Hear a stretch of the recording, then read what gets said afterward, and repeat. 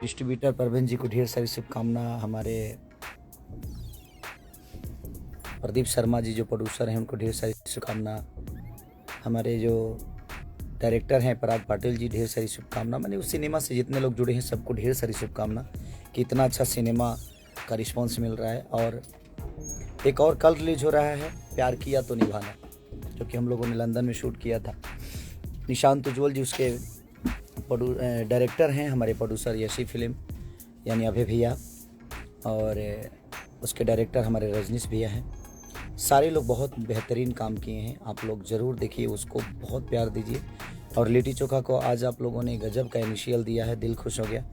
एक गाना मेरा आज बहुत खूबसूरत रिलीज हुआ है, लिट्टी चोखा जो मेरा सिनेमा आज रिलीज हुआ, उसका ओपनिंग के लिए ढेर सारी शुभकामना सबको।